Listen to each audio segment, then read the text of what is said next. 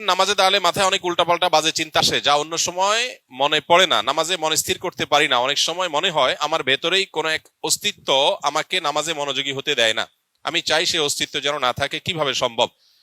ভাই, নামাজের মধ্যে যখন দান এবং এরকম যখন পরিস্থিতি তৈরি হয়, তখন তো বুঝাই যায় যে শয়তান এখানে কাজ করছে। অন্য কোনো সময় মনের ভিতরে এত ওয়াসওয়াসা আসে না, অন্য কোনো কাজের প্রতি এত অনীহা আসে না, নামাজে কেন আসে? তাহলে বুঝতে হবে যে এখানে শয়তান অ্যাক্টিভ হয়ে গেছে। একজন ইমানদার এই ধরনের পরিস্থিতিতে আল্লাহর প্রতি ঈমান তার আরো বেড়ে যাবে।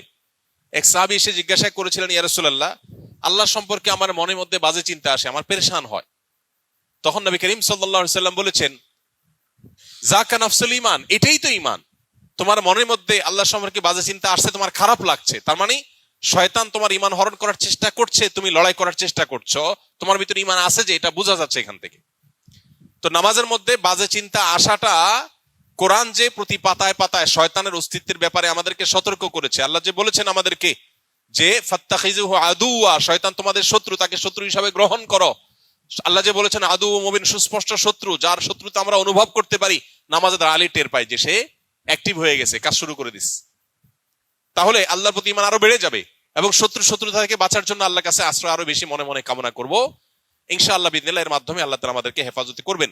এরপরে যদি ইচ্ছার বাইরে কারো মনের মধ্যে এরকম কিছু চলে আসে যেটা তার নিয়ন্ত্রণে না, সে চেষ্টা করবে সরায় আনার জন্য।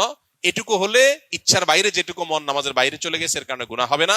আর আল্লাহ সম্পর্কে বাজে চিন্তা, এটা এখন ঘরে ঘরে জনে জনে শত শত হাজারো মানুষ আমাদের কাছে কাগজ লিখে দেন যে আল্লাহ সম্পর্কে বাজে চিন্তা আসছে। যে পরিমাণ শিরক হয়, যে পরিমাণ শয়তান অ্যাক্টিভ হওয়ার মতো কার্যক্রম আমাদের সমাজের চতুর্পাশে হতে থাকে, এর দ্বারা আমরা প্রভাবিত হই, যার ফলশ্রুতিতে আমাদের ঈমান হরণ করবার প্রতিনিয়ত চেষ্টা করে শয়তান এবং তার দোসররা। এই জন্য আল্লাহ তাআলার কাছে পানা চাইতে হবে। বিশেষ করে এই ধরনের চিন্তা যখন আসে, নবী সাল্লাল্লাহু আলাইহি ওয়াসাল্লাম শিখিয়েছেন বাম দিকে 3 বার প্রতীকী থুতু। প্রতীকী থুতু মানে সুইয়ের আগার মতো ফোঁটা মতো এরকম থুতু 3 বার বাম দিকে ফেলা, এবং সেই সাথে আউযু বিল্লাহি মিনাশ শাইতানির রাজিম, শয়তান থেকে আল্লাহর পানা চাওয়া, এবং আমানতু বিল্লাহি ওয়া রাসূলিহি, এভাবে পাঠ করা। এগুলোর মাধ্যমে ইনশাআল্লাহ শয়তানের ওয়াসওয়াসা থেকে মুক্তি লাভ করা যাবে। এটা নামাজের বাইরের কথা বলেছে। নামাজের মধ্যে আল্লাহর কাছে মনে মনে পানা চাইবেন এবং শয়তানের সাথে সংগ্রাম করে নামাজের দিকে মনোযোগ দেওয়ার চেষ্টা করবেন, এটাই যথেষ্ট ইনশাআল্লাহ।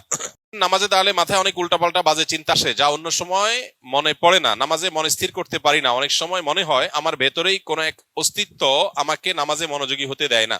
আমি চাই সে অস্তিত্ব যেন না থাকে। কিভাবে সম্ভব?